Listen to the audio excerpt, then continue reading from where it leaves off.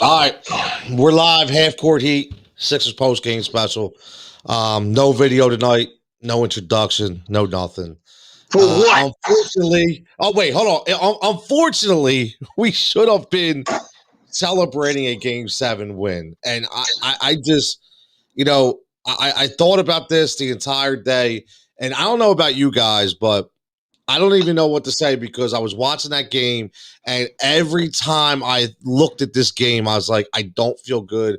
I don't feel comfortable. There's too many mental mistakes, things happening, very unexplainable rotations, players not showing up.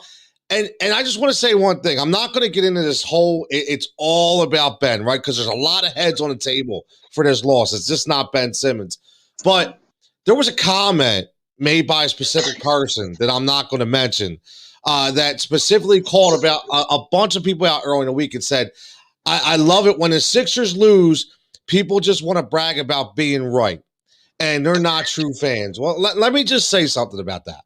The reason why it's not bragging, it's because every time we try to prove a point and say, even though we don't want it to happen, this is what we feel is going to happen, we get 1,000 people up in our grill talking about all the Sixer homers and all the young kids who haven't even watched basketball for more than 5 years, who think that they're analysts and think that they're experts and think they should have jobs instead of radio guys because I have a podcast and I hold a microphone and I talk in my basement. Okay, no, that's not how this works. Okay, the fact of the matter is we put very, very hard evidence into the points that we try to prove. And unfortunately, tonight, okay, I'm going to start with Ben, and I know Gene's already checking in with Ben Simmons sucks. Here's what I will say. How many times have we sat here and said, what if Joel falls flat? What if Joel can't carry his team? Who is the 1B? Who is the 1B on this team? Right? And indicative of everything that's been talked about with Ben Simmons showed up with a minute and a half left in the game when he's under the basket and he's afraid to dunk a basketball. Why on earth, Andre? I'm just looking, why is he in the game at that point when he's an absolute liability to your team? Because here's what I look at, Andre, and I know I respect the hell out of Doc Rivers. I'm not going to say Doc Rivers sucks, he can't coach, all this, because that's all ridiculous. Yeah. But what I don't understand is I'm surprised of an old school Doc Rivers coach played into the ego of Ben Simmons. That's what I've seen, and I'm really shocked that happened. So I don't know, is this a management problem? Is it a coaching? I don't know what it is, but that couldn't have happened. So, Andre, your thoughts, buddy? I don't really have much to say, man. I'm like pissed off. Like you see it in my name. I'm pissed off, man. Listen, that was a turning point for me. I even tweeted. I was like, "Yo, you 6'10", and you don't dunk on Trae Young." You turn the move. First of all, the move was gorgeous. The defense was actually kind of pretty good, but you recovered. And when you recovered the ball, spent back into the lane, the only person that was there was Trae Young. And you dish the ball off, you go up and bang it on his head. Bang it on his head. And the biggest thing for me tonight was I'm watching Herder go off. I'm watching Herder go off. And at one point, Ben only had 4 points when this guy was approaching 20. And I'm like, wait a second. The issue is Herder, I mean, and I'm not trying to get off of Ben, but I'm just going to tap on some points that I saw throughout the game that I was like, that was perplexing to me. I'm like, yo, you got Herder. You got Seth Curry sticking Herder almost the whole first half. And this dude's cooking him and you don't switch. And the only time all you did was sub in. You subbed in Maxey and then you subbed in Matisse. But Herder was cooking. You got to get that boy an elbow or something or a forearm. Like, yo, you're just not going to drive on us. And look, because Herder's 6'7", and they kept saying that. It's like, oh, he's shooting over. He's shooting over Seth Curry. Of course he is. He's 6'7". So I mean, then switching off to Ben, I just couldn't believe. Like, yo, what are you doing? Are we not scoring? are we just not going to score? There's 11 points in 2 do-or-die games back to back, and you really got 11 points. And then as the more pissed off I got, I realized, wait a second. This has been all year. This has been all year, with the exception of the 40-plus point game that he had. This has been nothing's why, and this is why I'm pissed off. I'm actually pissed off at myself a little bit for actually believing that it was going to flip the switch, or he was going to flip the switch. I said this earlier in the season. I said, we have a problem. Our problem is we can't have, if Joel is going to be our leading scorer, then Ben needs to be our second leading scorer. It was really simple for me, because if you're going to have a game like tonight and you don't even have the assist numbers to back it up, to leverage the non-production on the court as far as he did. He did on that part, but who cares at this point? Yeah, but my point is, the point I was making was, you really have to, like, if you're not going to be productive on one end of the basket, on the one end of the court, you got to be productive on the other. You just have to be. I couldn't understand it. I just thought it was like, the whole time I'm watching the game, I'm like, I said, Nate McMillan got the perfect game plan with a road game. This doesn't even feel like a playoff game 7. He's keeping the score close. He's keeping it tight. They were actually in the lead a large portion of the game, but they're keeping it close. And you always know you're always in the game. I don't care what level you're playing on. If the score is close in the first half and the second half, both teams are in the game. We can't have this type of team in the game. At the end of it, you got Trayvon Young that can get hot at any second. You got Gallinari scoring like when he felt like it seemed like, and you got Herter going off. See, those are the factors. Like, you neutralize Lou Will and all them other guys. So to me, come on, man, we got to do way better than this. We really do. Our season is over. And I said earlier in the season, it's Eastern Conference Finals or bust. So to me, this is a bust of a season. I agree. I agree. Al, what you got, Al? I agree, Al. Let's go, brother. What you got? Total disgust. Like, total disgust. We just lost Game 7 on our home court. That's disgusting. How do you lose Game 7 on your home court? You know the percentage of Game 7s when you're at home, your win percentage? It's like 75%. How is this possible? I mean, you could go so many different ways on it. I don't even know if we got enough time to go as many ways as you could go.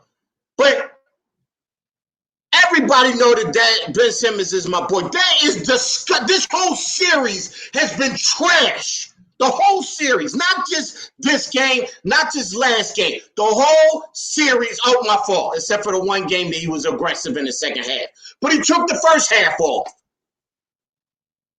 Something has to happen. Something has to happen. I don't know if it's a trade. I don't know if something has to happen. Period. It just has to happen. Well, Joe had 31, but he had eight turnovers. So you're negating your 31 by giving the ball away 8 times, and most of them was unforced. What are you doing all of that spinning around? You know you can't do that in the lane. I mean, it's nauseating. It is nauseating. It is. I mean, you're an all-star. You're a runner-up for Defensive Player of the Year, and you have 5 points in a Game 7.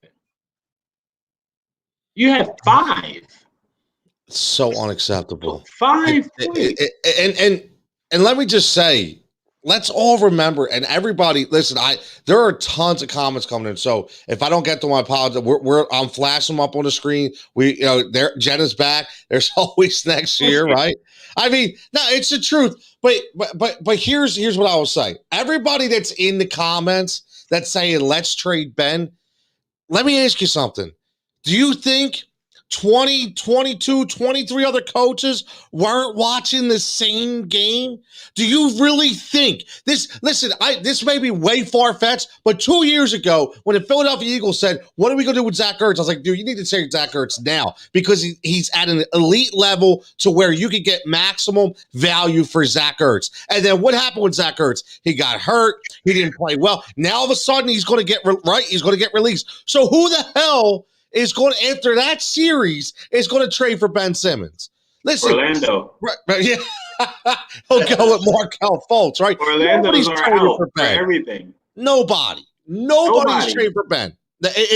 Listen, this, unfortunately, there was a reason why. I'm going to say this again, and this will not be an all Ben Simmons show. It's just kind of, we're going to go through this, but there was a reason why he was on the table, and he was legitimately traded in the beginning of the year for James Harden if the Houston Rockets would have signed on that dotted line.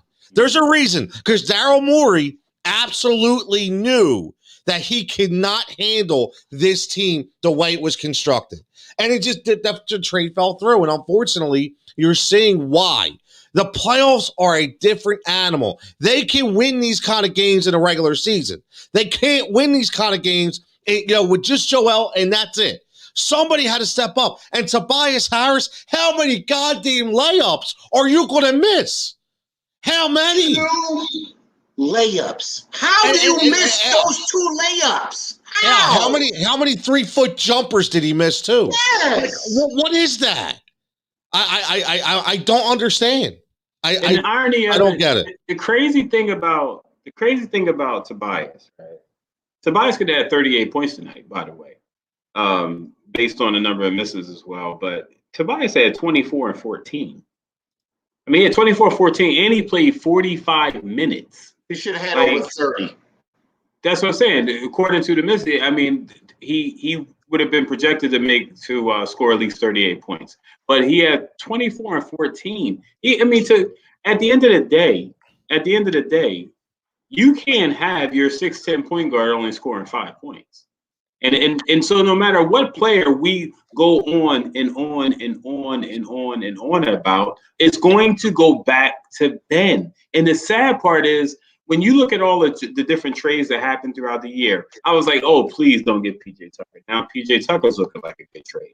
We're like, oh, please don't get, certain, there was a few players that I mentioned in the previous shows that I said, nah, I don't want that. I'd rather have Ben, right? But then I'm looking at the team, the construction of the team, and I'm going, who did this roster? Like, this roster is built for the finals. What are we doing? Like, why are we not winning? And the game is on. Hey, listen, all 5 players got to be on the court at the same time. But I got to tell you something. 5 points in a game 7 at home. You didn't bring your lunchbox, bro. You didn't bring it. 7 to this. This is from game 1 to game 7. 17, 4, 18, 11, 8, 6, 5. Are you are you kidding me? Are you kidding me, dude? Really? And this is my boy. Yo, you better stick out your boy. Yo. Listen. I can sit here with full confidence saying I've been worried about this for how long, right? Mm-hmm. This is when I don't want to be right. Nobody wants to be right. We want to be dancing right now. We want to be going to the finals against the Milwaukee Bucks, right? But this is the reality. This kid, because he is still a kid, cannot be on this team. John, real quick. I'm sorry. John, real quick. They might as well just lost in Atlanta. Exactly. That would have been better than me. Don't tease us and go to win in Atlanta and come back and thinking, all right, we got it together, we good. They might as well just they might as well just got smoked in Atlanta, and then the season would have been over because everybody kind of assumed that they were going to lose anyway. Why even come back to Philly? The thing that's mind-boggling is, guess what? The Toronto series, At least that was a team. At least they were a good team. Right? At least, they went on to win, obviously, right? Atlanta's not winning the finals. No, man, they might get swept. Stop. And again, how the friggin' path was laid out for all of us. The path was laid out.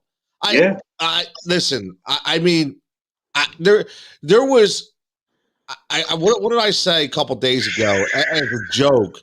But it actually came to fruition. Like, these guys were looking for the yellow brick road, going to the Wizards to find a heart, because a lot of them showed no heart tonight. No heart. And to get away from just the Ben Simmons talk a little bit, how about the mental lapses?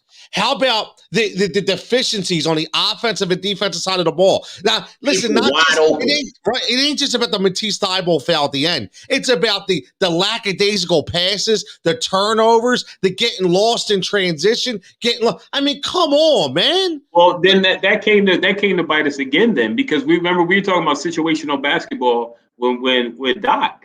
We were talking about situational basketball. The tide and the momentum was turning, and then you make the sub and put Matisse in, and less than 32 seconds later, he commits a foul, a silly foul. So that's situational basketball. The momentum is shifted. Leave those guys in until it's necessary to put him in, because he obviously put him in because he had no confidence that that he subbed in out for defense. He put him in really for defense, obviously, but you don't do that at that moment. So that was a mental lapse. And I mean, obviously, we're on the mic and he's on the sideline coaching, and we get it. But at the same time, that trickles down to the team when the team is making mental lapses too. You're the leader of this team. You're the coach. We had 17 turnovers tonight. 17 turnovers. Talked about that all series. I talked about that. You can't have 17 turnovers on a streaky hot team like the Atlanta Hawks. And think about this. We lost to Herter, Gallinari. You can't even say Lou Williams. Lou Williams didn't show up tonight. He didn't show up. He was irrelevant tonight. You had a horrible bad shooting night from Trae Young. Horrible. He was like 2 for 20. The first one all series, and we couldn't take advantage of it. The first bad shooting night. We led in almost every statistical category that you can even mention. Field goal percentage, total rebounds, assists, all those things. 3-point percentage, the whole nine. Offensive rebounds, defensive rebounds. We led in almost every statistical category, including turnovers. And the one area that we don't want to brag about leading in, you don't lead in almost every statistical category in a game and still lose the game. That doesn't make sense. So that goes to situational basketball. And I didn't understand the flipping and the flopping with Dwight and Joel. I didn't understand that. You didn't do that all year, and you didn't do that throughout the playoffs, and you did it tonight. That part. See, that bothered me. We were 29-7 at home this year. We lost 3 in this one series at home. How is that possible? We won 29 games at home and lost 7. We lost 3 in this one. How is that possible? Yeah. Oh my God! This is listen. I honestly think that this is worse than the loss in Toronto. I really do. No, it is. I mean, it's undoubtedly. It is. This is undoubtedly 100%. Worse. 100%. And you not only wasted the game where Trae Young was absolutely abysmal from the outside, but you wasted an entire series of your MVP playing on one knee, giving you and again, because listen, I seen it. I see people. Some people want to beat up Joe. Some people want to I get all that. All right, which is 5 for 23. But guess what? We're gonna live or die with Joel Embiid. We know how this team is. We live or die with Joel Embiid. And unfortunately, Joel's looking around too, just like us three are looking around, just like everybody comments around. Go, yo, Who's going to help me out? And let me ask you this, Al. Why on God's earth did Seth Curry not see like 11 or 12 minutes in a row on the court? Like, what was that? I don't know. Situational basketball. I don't know what he was doing with his. It's like we got a D-. We got if you're grading everything that's crazy, we definitely got a D- in situational basketball. This is like the repeat of what game was that? 5 when Lou got hot and he didn't make any changes. He didn't do anything. He just let Lou just keep cooking it. Once Horter kept hitting it, and again, he's tall. He's 6'7". You got to get Curry off of him. You cannot keep Curry on. He cooked them all night long, and you're standing right there, defense right in front of you, watching him cook them. You got to get him off of him. If I ever had a son-in-law, I wouldn't do that to him. If I ever had a son-in-law, I wouldn't do that to him, man. It's nothing Curry could have did. It's nothing Curry could have did. He just shot over him all night. And it was a great chess match between McMillan the chess match. And when he checked, listen, McMillan checkmated Doc Rivers 4 times tonight.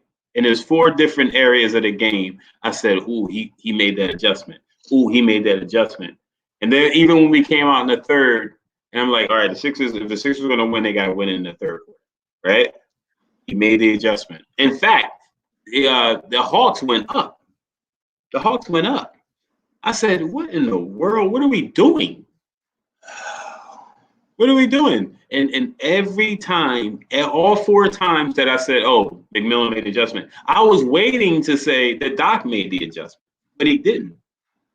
He didn't make the adjustment. The team looked like, oh, it's okay. We'll keep them close. What?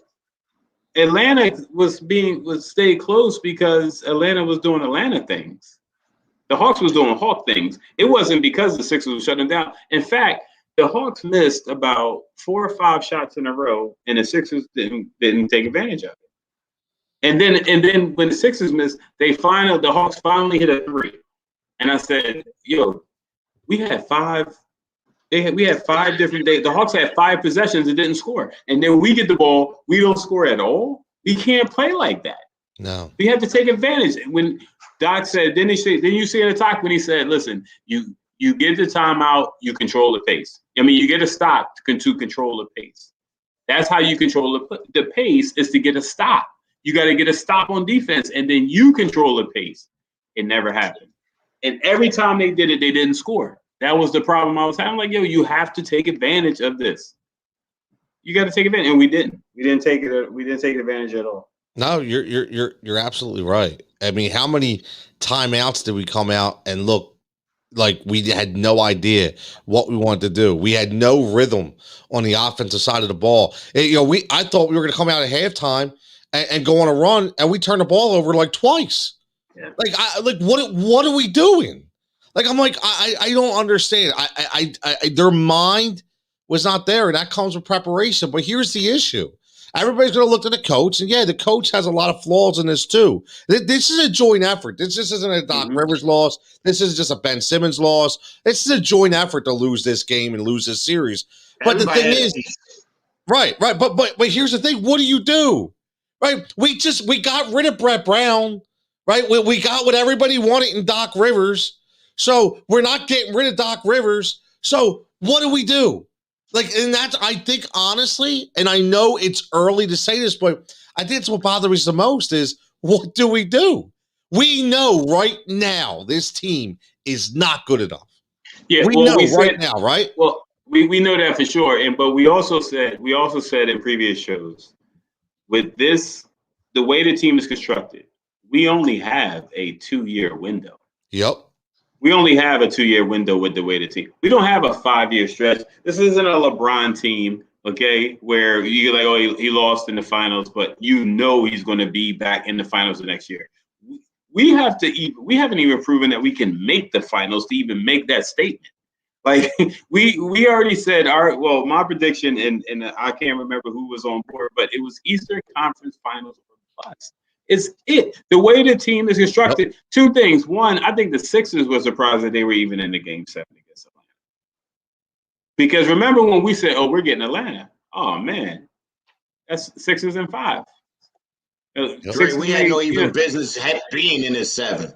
We had no business even being in the game 7.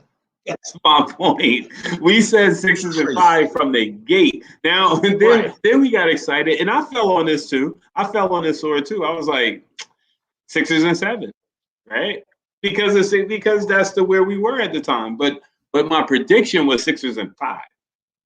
Okay, it was 6 and 5. But when we went to 6 and 7, now we're making excuses for this team. We're making excuses for our team now. And hold up, like that's a good thing. That's not a good thing. We should have put these guys away in 5-6 games and rested. And rested, like we said, that's the formula to go into. I said it before. You gotta bully Brooklyn and beat Brooklyn, right? Giannis and Middleton, and they bullied them to death. And don't get me wrong, we all know about the injuries to Kyrie and the hamstring and Harden, and we get all that. But at the same time, Joe Harris didn't show up at all. Joe Harris was like the Ben Simmons of Brooklyn the other day. They were burning Joe Harris jerseys out there in Brooklyn. Bro, this dude, he totally disappeared in that game, the last game. Yep. Totally disappeared. So to me, I'm like, man, I'm like itching because I can't wait. I was surprised. I can't wait till next season, but I was also surprised that we didn't hear any Eagles chants on that last turnover by Joel. I would have started to chant EAGLES Eagles. I mean, I would have started to chant because I already know I'm into the next sport. And that's in my head. Sad part. That's sad. Part. It's sad. It's not, listen, this is not how you want to rock out in the nice. First of all, we would be remiss at the Half Court Heat crew doesn't wish all the fathers a happy Father's Day. Yeah, you know what? Thank you, Andre, because I forgot. I was so pissed off. Happy Father's Day, because this we're already pissed off. Okay, so let's all the fathers be pissed off together. Yeah, yeah. I like it because man. It's where we're at right now, man. It's where we're at, and you bring up a good point because in my mind as you guys are talking, I'm thinking, man, Phillies ain't that good. Sixers are done. Now I gotta wait to training camp.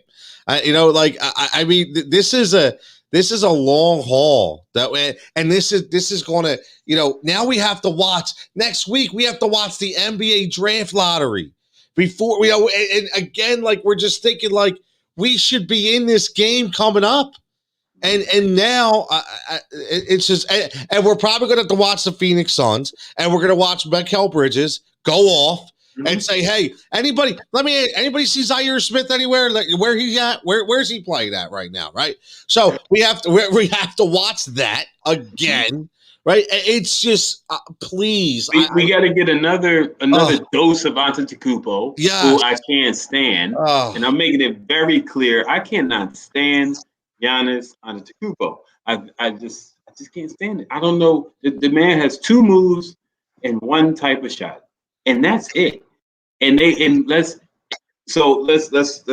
I digress. I'm going back to, let's get back on the Sixers. 2 other things that was pissing me off. It's game 7 and you haven't stopped the lob. It's game 7 and you haven't stopped the floater. Unbelievable. So the lob and the floater killed you. Like literally ripped you apart in 7 games, bro. 7. No, we had 1 game where we just kept intercepting the lob because the rotation came quicker, and that was cool. But in 6 games, the lob and the floater killed us. Yep, killed us. I mean, come on, you break that out 1-2 games, and then you need to stop that. Yeah. Question on that: was it Joel not playing it the way they coached him to play, and he was making mistakes? Or did Doc not make the adjustment to stop it? Which one do you think was? It was. I don't think he made the adjustment. No, I think Joe kept coming up and forgetting Capella was behind him. That's what I think. I don't think it's not saying anything. I think he kept gambling and he lost the gamble multiple times. Capella had like 15 points the other night. What is Capella doing having 15 points? Just dunking. Just dunking. He's just dunking. Listen, he looked like Houston Capella the other night. Yeah. Because obviously, I mean, the guy, first of all, on any lob play, you got to be deep to catch the lob. You can't catch the lob in the paint. You got to catch the lob deep in the paint under the court. That's the position you need to be in.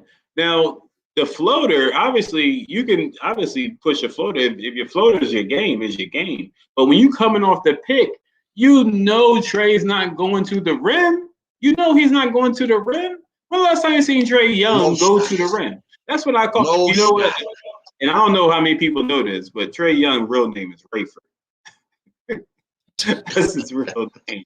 So I'm gonna start calling him Rayford Young. Don't make me laugh. I don't want to laugh. Don't make me laugh. I don't want to laugh. Trying to lighten the mood a little bit, but his real name is Rayford. It's Rayford Trey Young. But anyway, he don't like it, so I guess anyway. Mama called him Rayford. I'm gonna call him Rayford. So, listen, man. Even if Doc didn't make the adjustment, or if he did or he didn't, by Joel coming up and gambling, that killed us again. So we can touch it. We can, like, come on, you shouldn't gamble. Not on a team like this. No. It's game 7. Game 7, you stick to the game plan and you go hard and you try to put them away early. That's it. So I got 2 stats for you guys that are a little nauseating. And it lays claim to what Al was talking about earlier, one of them, but Philly was 61-9 the last 2 years at home, and they let the Hawks win 3 games in their house in the playoffs. Doc Rivers has 29 losses with a chance to clinch a playoff series, the most losses ever by a head coach in NBA history. I bet you most of them was with the Clippers, though. Yeah, probably. But listen, again, it's just that I'm just saying that because this isn't all Ben. He has a big deal. Listen, he has a big deal to do it, right? Doc Rivers asked if Ben Simmons can be a point guard on a championship team. Doc's answer, I don't know the answer to that. I think that's pretty interesting right there.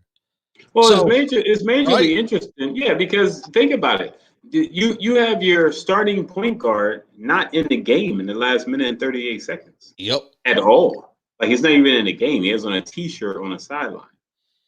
With no game burn in sight. You know? Tell Al to wake up. Al, wake up. Wait. This is... Help me out here, because what I'm trying to do, just so everybody knows, if you see my attention span, Doc Rivers just talked. He just had a press conference. So I'm trying to give you guys live quotes to what they said. And Ben Simmons, on whether Doc Rivers will ever win another championship, says, I doubt it. What? Are you sure that was the quote? That's on Derek Bodner's page, man. I'm looking at Derek Bodner's thing where he was just asking him. He was just asking him about how does he feel. He got the loss. They asked him, do they think that he played his last couple minutes here in Philly? And he said, it sounds like we just lost the game. I'm not thinking about that. And he said, I love it here. I love it, the organization. I love the fans. I had a bad series. I expect the booze. Yeah, well, Ben's actually on the podium now at the post game. Right. Yeah, but I think that's pre-recorded because I'm getting stuff that he said earlier. I think they already did it, and then if you're a player on that team, you got dressed and went to the podium as quick as possible so you can get the hell out of there. You ain't sticking around, trust me. Well, my thing is, you only shot 4 times tonight. Why are you even up there? So wait a minute. Ben Simmons, they still want to ask some questions. He didn't as far as a point guard, he had 13 assists and he had two turnovers. But scoring and everything else, he played absolutely horrific. So you got to ask him, what do you think?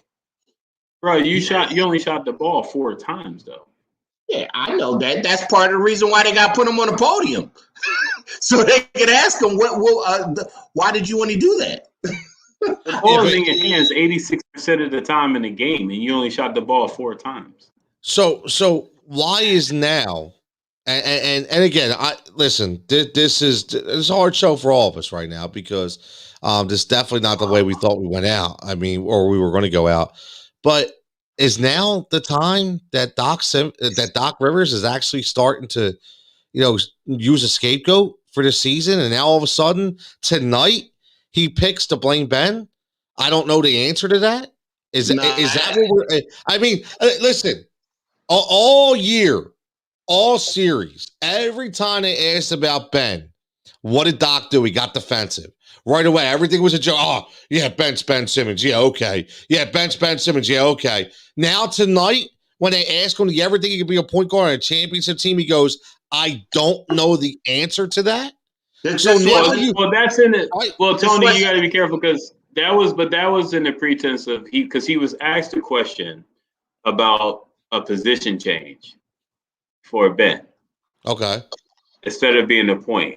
And Ben's response to that was, I don't know, but I just need to work on my game this summer. I need to work on my game. So it could that between that question and the way Doc framed his answer to that other question, it could be together. You know what I'm saying? Like if he already said he doesn't know, like he's like, I don't know, I don't know if I, because he asked us, would he consider a position change or he want to just be the point guard again?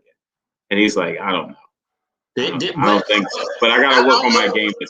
Yeah, I don't even know you can answer that question right now. You're frustrated. You're mad that you lost. This isn't the time to get into all of that. You got to talk about that in the post meetings when you're leaving for the season. But to be honest, yes, he had a horrific series, but this game isn't on one person. No, I could go 2 hands on all the things that happened in this game. To miss layups, turnovers, horrible defense, not getting back on defense. How many times have we talked about getting back on defense this season? The whole year we're getting burnt because we haven't been paying attention and not getting back and getting your man. How you getting beat back door? T-Style had the crowd on their feet, dunked the ball off of a steal. The crowd was going crazy, and nobody even knew that somebody was dunking at the other end because it was so loud. Then Collins was dunking. How is that possible? And you're in the 4th quarter of Game 7. 2 minutes left. Man, come on.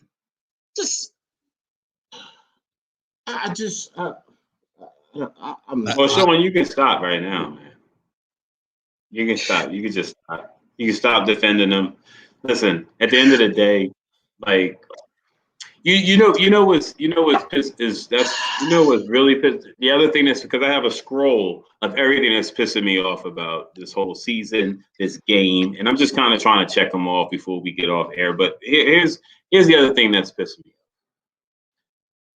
The other teams that are in the playoffs, none of them really have. I mean, now that Brooklyn's out, none of them really have a real killer. Like Dane. I mean, you can give it the Book. I mean, Book had a good game today. I'm just saying, but I want somebody like Trey. I need some attitude. I need some beast in somebody. I need somebody that's going to be like, I'm really coming to tear your heart out. And then is it me or does it seem like is that old school now or something? No. I mean, I think we had that in Joel. Because we have it in Joel, but the game in Joel is keeping the big man name alive. Joel is doing a great job. There's a few guys in the league that's keeping the big man relevant, right? But as the game has changed, we got the I can't help but think of a Dame Lillard. I can't help but think of a Russ Westbrook or somebody that's just coming. I don't care what is going on. I'm coming to beat you, and I'm coming to beat you bad. Like you know what I'm saying? Like I'm a little old school when it comes to stuff like that. I want somebody to come in and just smack you around, score 24 and 11. You know, maybe even lead a game with 5 fouls, but with the W. And at the end of the day, isn't that what it's about? Team basketball, coming in there and all the hugs and the shakes at the end, and then I get trust me, I get the whole team whatever, man. I'm just pissed, but I get all that. At the end of the day, but I want the W. That's all we want, man. That's all that matters. That's all that matters. I didn't care about stats and all that. I didn't care about all that stuff. I'm arguing with people online and everybody arguing about this, that, and I don't care. All I want is the W. That's all that matters, man. We would have won a world championship this year, and it was about 1 point. Would anybody care? I don't care. All I wanted was the win. Listen, I was fully ready. I'm glad you said that. Not to cut you off, Al, but I'm glad you said, because I was fully ready to come on the show and say, because I thought maybe there was a glimmer of hope to me, and say, you know what, we may pull this out by a point, or this could be like a last second shot. And I was going to come on this show and talk about, even though we won, it's very disappointing. And I was going to get to hear, hey, Tony, we won, though. We won. So I was getting ready for that conversation, right? But unfortunately, we didn't get to have a chance to have it. At the end of the day, we're supposed to be playing Wednesday, bro. Yes. Right. Like we're supposed to be playing. And here's the other thing. I'm on number 9. That's to check. I'm checking. On number 9? Yeah, I'm on number 9. We would have been finally playing Milwaukee at full strength. Milwaukee beat us a few times this year, and not one of the games we were fully healthy. Not one of them. Either Ben was out, or Joel was out, or the combination of Tobias and Seth was out. Like, we would have been finally playing, and we're not. And obviously, Danny Green wouldn't have been in the starting lineup, but we still would have been playing Milwaukee with Joel and Ben and Tobias. You know what? We didn't play against them the whole year. What'd you say? I had the nerve, the gall to already be thinking, oh my God, Tucker is going to be all over Harris. And how is he going to score this series? I was actually thinking that in my brain this morning, like, all right, we're going to win, and Tucker's going to be if he was all over KD, you know he was going to be all over Harris. And I was thinking, like, how is Harris going to score? How are we going to get extra scoring? Because Tucker's going to shut Harris down. He's going to frustrate him, and he's going to have a bad series. So we're going to have to get scoring from other places. I actually had that thought go through my brain. How did I have that go through my brain? By the way, while you were talking earlier, I was thinking about how many times, and I'm gonna watch the back because I seen maybe minimum, not including the layups that he missed, because he missed 2 that he should have made, but at least 3 other opportunities that if you take it to the hoop stronger and not scared to get fouled, I'm not talking about making a free throw. I'm just talking about taking it to the hoop and dunking the ball, not trying to lay it up, dunking. He could have had more points just based off of that. And I don't know if he's scared of the contact. I know he ain't scared to make the free throws, but I think I'm starting to think that he's scared of contact, dude. And that is very, very bad for somebody making 30 plus. I'm telling you, I looked at the game and I'm looking like, is he shying away from getting closer to the basket? Like, and I don't know. I'm gonna watch the game tomorrow again because I taped it, and I want to see good luck with that. I was seeing is what I saw. But I'm thinking he was scared of the contact because he didn't want it. He didn't want it. And that's horrible. That's even worse than any other thing that we got going on. Or we could trade Ben, but if Tobias is scared of contact, going to the hoop to get contact, dude, we got an even worse problem than we thought about. Yeah, and once again, we're still talking about someone who had 24-14. Right. So we got it. Like the guy still had 24-14, man. That's not nothing to sneeze at.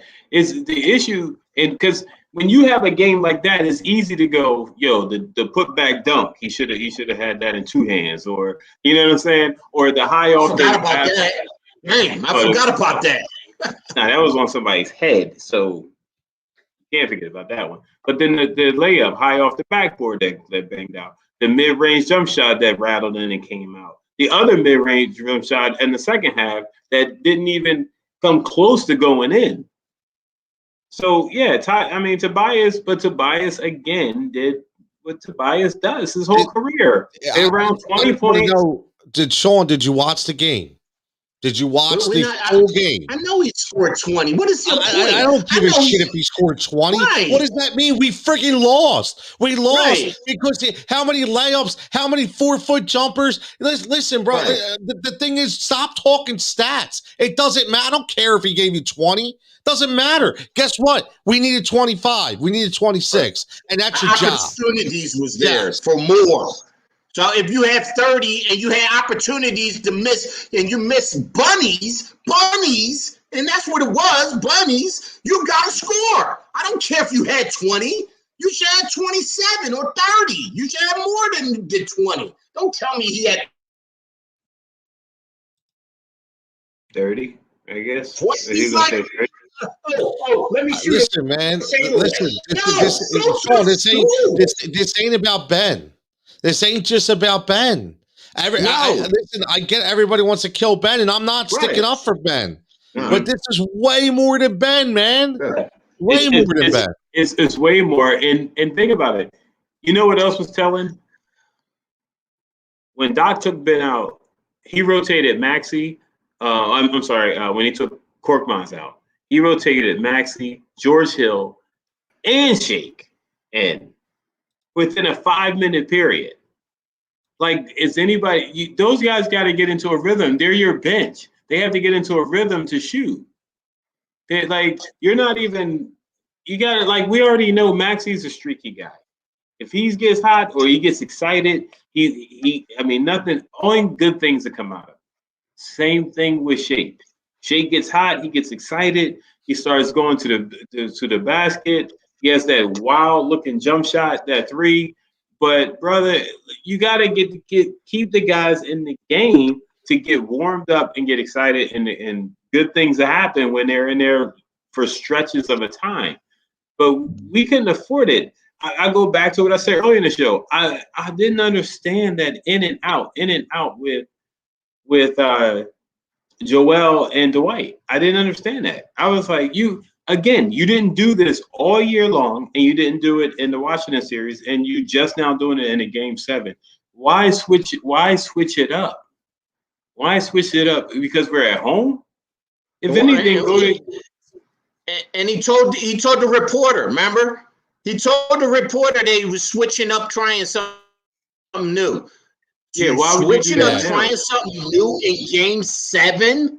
In Game 7, you decide to switch it up and try something new. And by the way, I love JoJo. He should have won MVP, but you can't have 8 turnovers in Game 7. You can't. It's unacceptable. There it is. I love him. I love him to death. Sean, there's the other stat. It ain't all about Ben and Tobias. There's another stat. The one you got your center, by the way, your center with 8 turnovers. Right.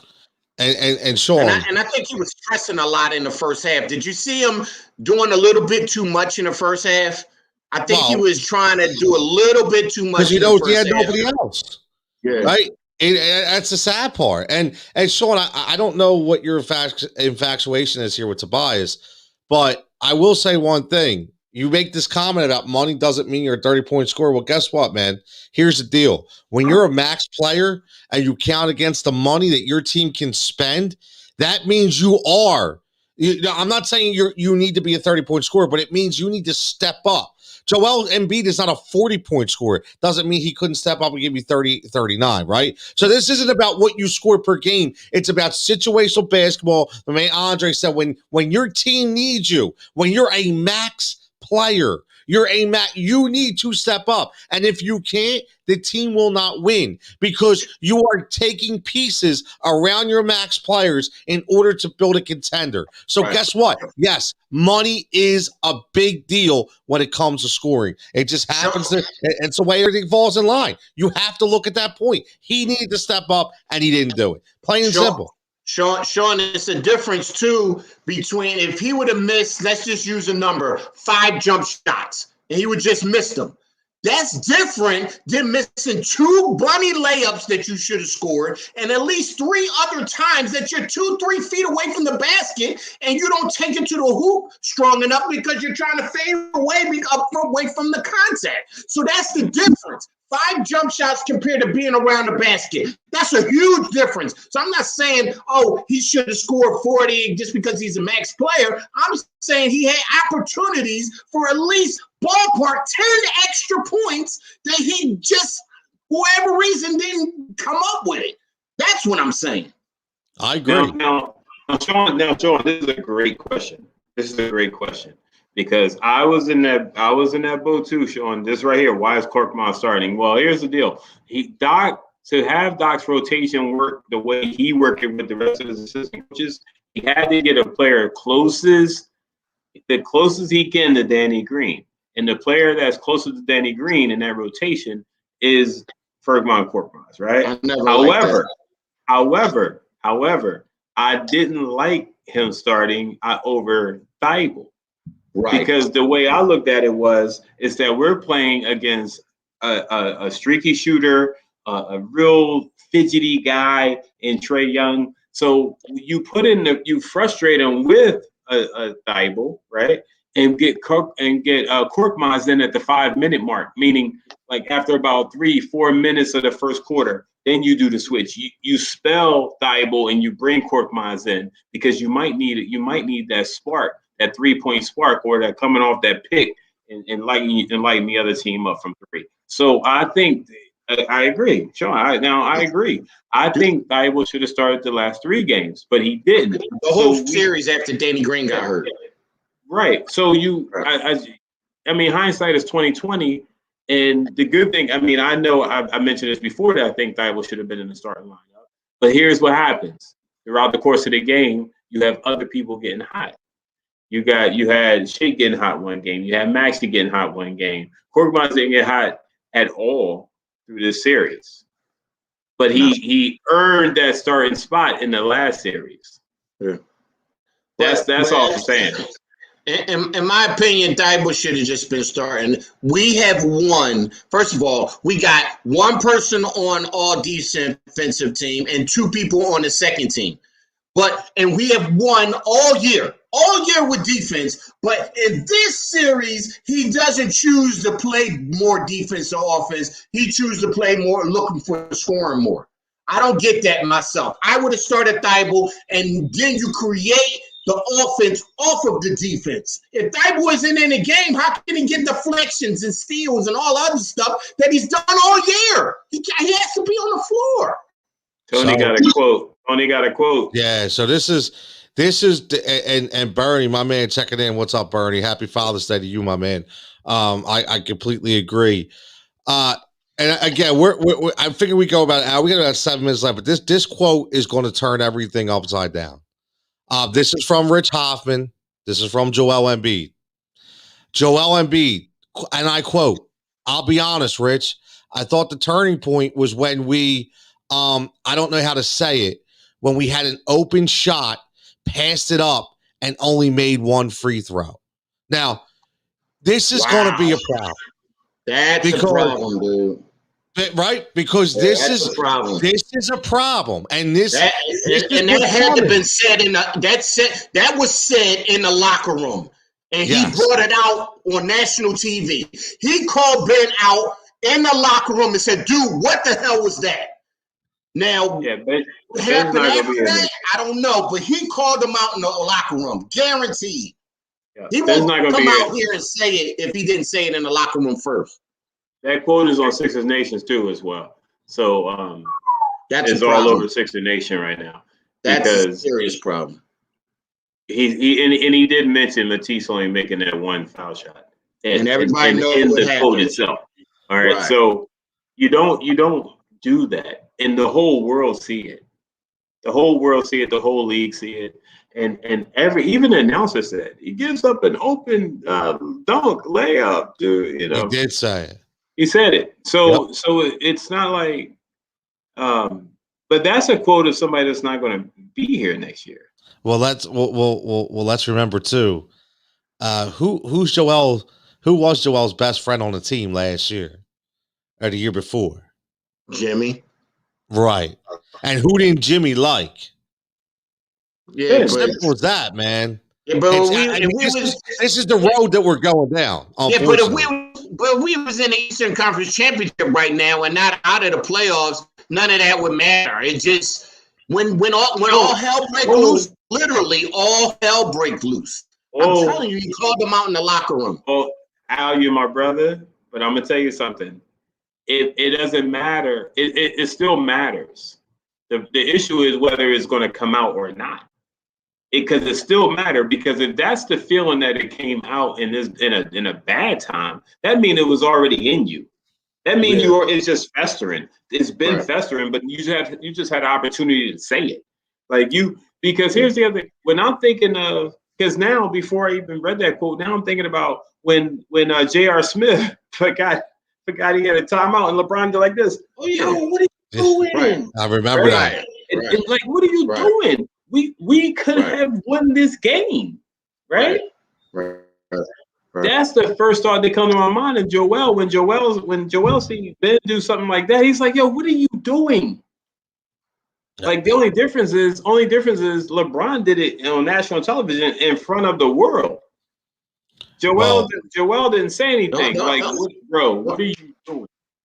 The only way you can come back from that, if Ben doesn't get traded, if Ben said, dude, you're 100% right.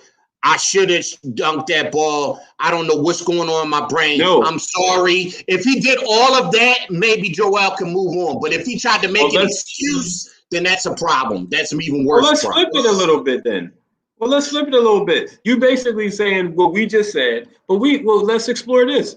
Ben might not want to be here. He definitely doesn't want to be here. We know that. I don't even have to go out on a ledge and believe that. I don't know. I mean, come on, man. I'm talking after a season like this season. But this is going to be the issue, though, right? Because, and I'll give you another quote. Joel Embiid, when asked about, was this the best team you've ever been on since you've been here? I wouldn't say that. This wasn't the best team since I've been here. He referenced the talent on the Jimmy Butler era team that lost on the buzzer beater to Kawhi in Game 7. Right? So I knew you would say that. I mean, again, I listen. I don't blame hold up, Tony. Hold up. We should have won this series. We should have won this series, and we should be playing Milwaukee. You trying to tell me he would say that if we was in the Eastern Conference Championship? He wouldn't have said that. It's all frustration. I don't believe that quote. I don't believe. He's on the podium right now with his head down on the desk. I'm telling you, he's destroyed right now. It's frustration. It's just him saying crazy stuff right now. I don't believe that. I don't know. Here's the full quote. Here's a full quote. He says, I wouldn't say it's the best team since I got here. The team 2 years ago had a lot of potential, especially losing on a buzzer beater to the Raptors. But it's also on me. I got to be better. I have a lot of untapped potential. And again, I don't blame the dude at all. I don't blame. Listen, for all the people talking about faking injuries and flopping and this and that, man. Listen, I would love every single one of the dudes behind a microphone to go out on a court at 7'2", 270-pound, whatever, and play on a tour meniscus against some of the best players in the world and see how you do. Okay, Right. It's a weasel mentality, and I can't stand it. This dude went out there; he could have quit, he could have laid down, he could have been like, "Screw it, I'm not playing." Okay, but no, he didn't because he wanted the will to win. He did it. You've seen the killer in him tonight. He did everything. Yes, and he did turn the ball over way too much, but he's been doing that for the last 3 years. We all know that. It's no different. I'm not saying I'm okay with it, but it's not nothing new. It just didn't come out tonight. Like, come on, man. It just didn't come out tonight. Yeah, Joel's a warrior, man. And the thing was, and the reason why he's referencing that is because he's a warrior in everything you just said, Tony, about his knee. He's 7'2". He wants to win the whole nine. He got a partially torn meniscus or whatever it is, right? And he just wants somebody to be a warrior with him.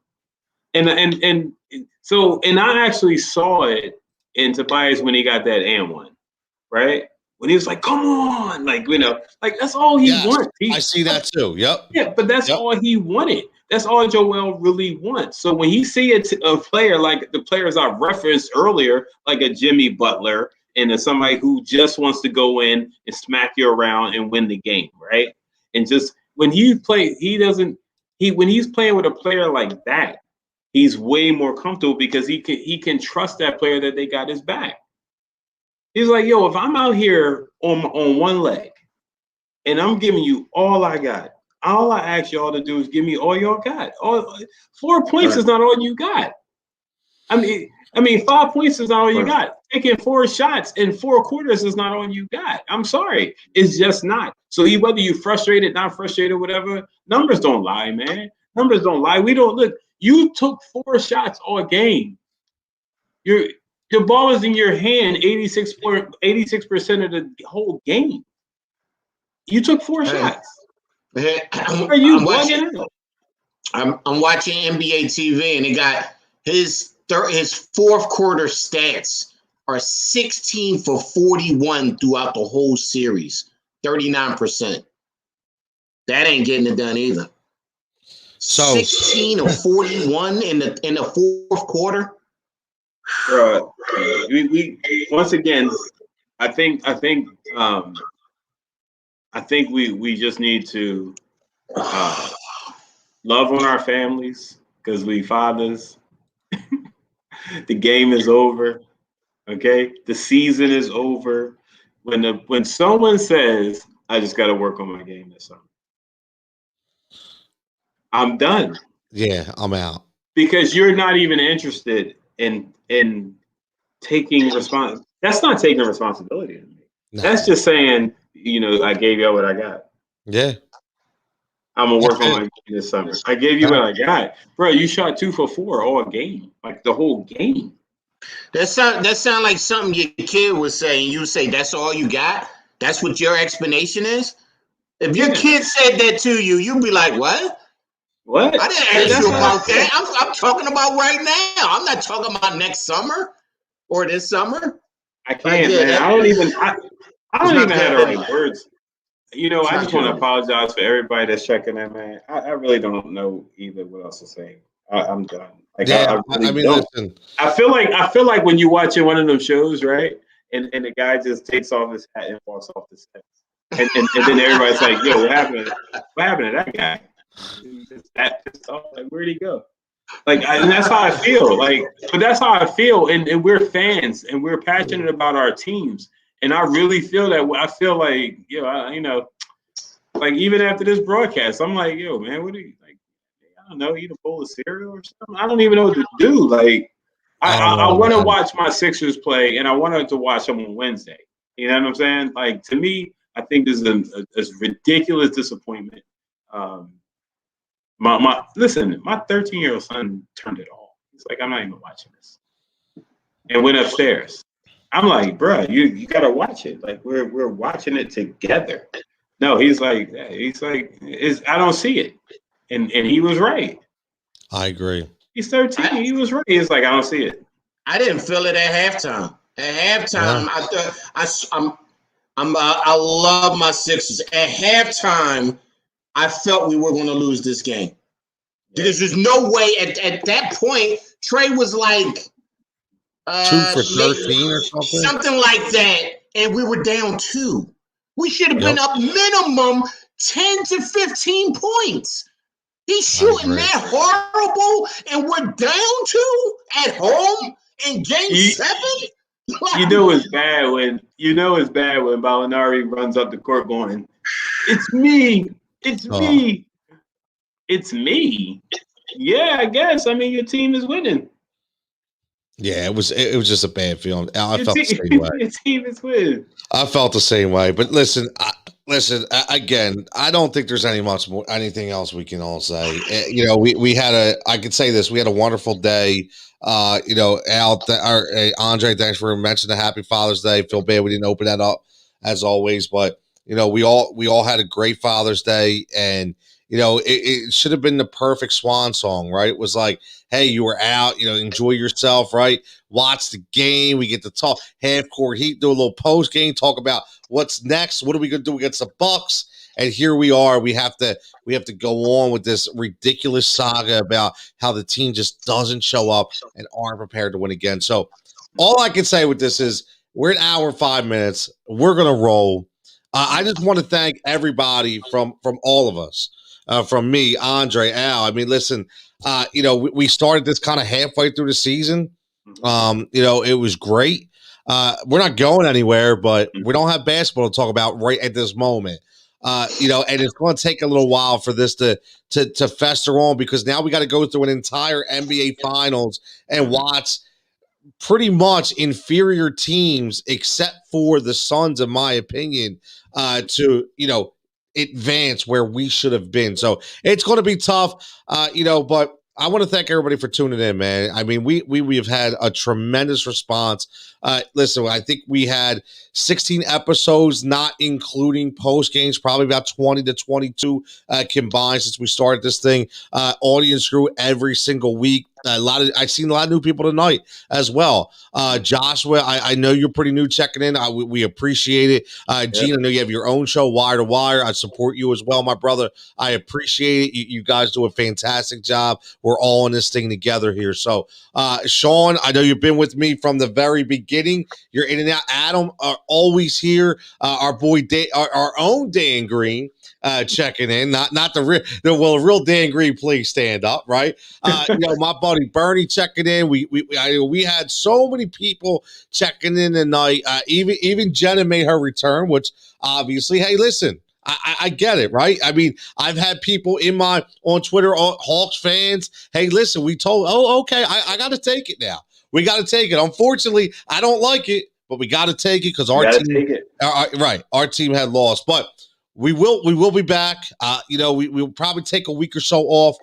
You know, we'll bring back to talk what the aftermath is a little bit. You know, look ahead, break down some, because this is just Sixers. We do talk basketball as well, right? So we will be breaking down finals games and you know, and the matchups and things of that nature, and have some fun. But as always, man, I just want to appreciate everybody out there. Half Court Heat Ratio Sports, we really appreciate it. But as always, Al. Final thoughts, my man. Take it away. Glad he went to you first. You really want to give me a final thought? Only good thing is this was like therapy. So at least I've calmed down because I've got everything out, or close to everything out. I can't begin to tell. I mean, after game 5, that loss, it took me 2 days to get over that. So I don't even know how long it's going to take me to get over a game 7. Right. But we have to regroup. I have no idea how and what is going to be the plan moving forward. But I mean, I don't even know. I can't even put into words what I'm thinking because it's so crazy. It's so So many things are like up in the air now. Like, you got to look at everybody. Everybody gets examined with a magnifying glass now. Everybody. Not one person, not just Ben, and let's get rid of him, and then all of a sudden we're winning the chip next year. No, it's everybody. The team that people forget about. It's not just one player, it's a team. So that's what we need to focus on. What is the plan moving forward? Figure out if you're trying to do some trades, then that needs to be done ASAP. You see the Celtics already making moves.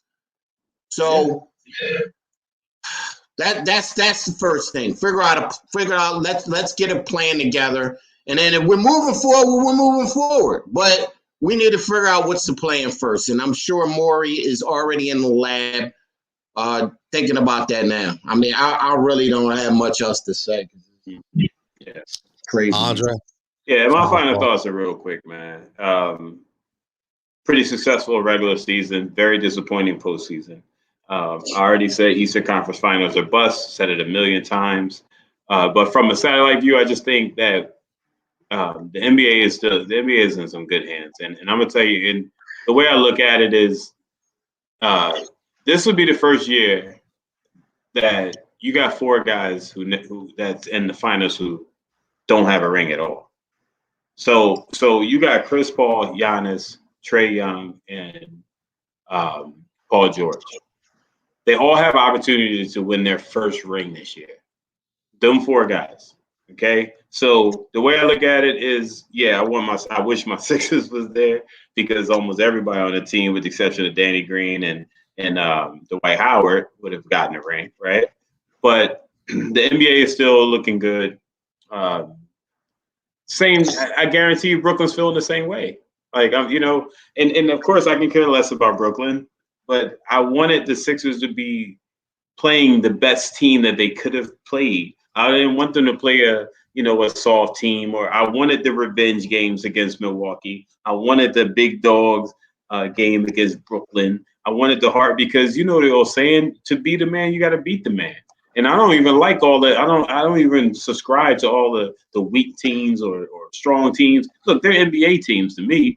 And to know that at the end of this season, the NBA season, one of those four guys, Paul George, Giannis, Trae Young, or and who was the last guy I said? And Chris Paul. Chris Paul. One of those guys are going to get a ring.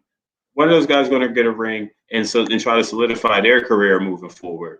And hopefully next year, the Sixers will be back in the mix again. But right now, like I said, successful regular season, but it counts in the postseason. Disappointing postseason. It didn't get it done when it counted. So yeah, I mean, enough said. Absolutely. I think we all agreed. I actually was NBA Finals or bust. From the beginning, just because of how this team was built. And I just thought we just had all the pieces lined up. Obviously, I was always concerned about Brooklyn, and for everybody that jumped up in, on the line and said, I told you, Brooklyn, they're not. Listen, man, that wasn't even heard from right. Yeah, but that wasn't even a full strength Brooklyn team. So backtrack a little bit. It was always about if healthy. We've always talked about that. If healthy, right? Health plays an integral part of any team's success and any team's direction. So my biggest thing is I don't know where we go from here. And we know there's got to be changes. We understand that. I might have been Dan. There was a bunch of unrestricted free agents. We already know that on the team already. Even got Seth Curry being one of them, who I think, listen, I'll tell you what, I think hats off have to go to Seth because at anybody, Absolutely. Right? Absolutely. Anybody. And I always like to say, I always said, and you guys remember, I always talked about Danny Green and Seth Curry being, bench players and starter roles, but Seth proved me wrong, man. He really stepped up. I did not know he had that kind of game. I really didn't. And without Steph, we wouldn't even be sitting here at Game 7. So that's one damn thing we know. And that's the thing. So you have and Ben Simmons isn't a max player. So for a lot of people, he's not a max player. Tobias Harris is a max player. Yeah. Ben Simmons is not a max player yet, but he's still getting paid really good money. We all know that. So when you have guys like Tobias and Ben that don't step up, and you have a guy like Seth Curry, my man deserves a raise. But all in all, what I will say, same thing Andre said, successful beginning of the year, successful season. Unfortunately, that doesn't mean anything. It's only remembered on what you do in the playoffs. But I agree, NBA is in great hands. We talked about this before, where we said, I don't ever remember, another time, another era where there was always at least one player on every NBA team that I wanted to watch. And I think that's the only good part that we can hold our hats to right now, because right now I'm a big CP3 guy. I've always said that. I wear that on my sleeve. Think he's the best player in the NBA that's not talked enough about, in my opinion. And I would love to see him get a ring now that my Sixers are out. So I'm going to be shooting for the Suns, because I love CP3. It's as simple as that. But for everybody tuning in, like we said, get Al, what's up? I was thinking about this. Somebody mentioned it earlier today. Somebody was talking about bringing in a vet when they was talking about getting rid of Ben. I want you to do some homework. Look at every star player that's over 31 and how injured they've been this season. So when you say, let's get rid of Ben, okay, but look at everybody that's 31 or older and how much they've been injured this season. I mean, it's a long list. I mean, maybe about 20 people that's all 31 or older that have had multiple injuries this season. So think about that when you say, let's just get rid of Ben. Well, I think that'll be a good way to close the show out, because I think maybe in the next couple of weeks, one of those episodes will be where we can bring up those guys and we can take each matchup back and forth, say, would you rather have him or would you rather have Ben? What would he do differently on this team as opposed to what Ben Simmons would do? And I really think the percentages and the scales are going to weigh in the other guy's favor 90% of the time, unfortunately. Right? Unfortunately, it is, unfortunately. But again, great season. 99 to 1%. Yeah, very low percentage. Very low percentage. Not what we wanted in the postseason, but for everybody out there joining in and subscribing, hit that subscription button as always. Keep hitting that notification. Keep showing up. Keep bringing the comments. We will see you in a couple weeks. Enjoy your week. If we don't see you before 4th of July, we see you after 4th of July holiday. Everybody enjoy themselves. Be careful if you're lighting off fireworks. You don't want to be like Jason Pierre-Paul. But as always, your host, Tony J. Salcatillo, and always co-hosting Andre Johnson and co-hosting Al Griffin. Heat Ratio Sports, Half Court Heat. Everybody stay safe, stay healthy, and we'll catch you very, very soon.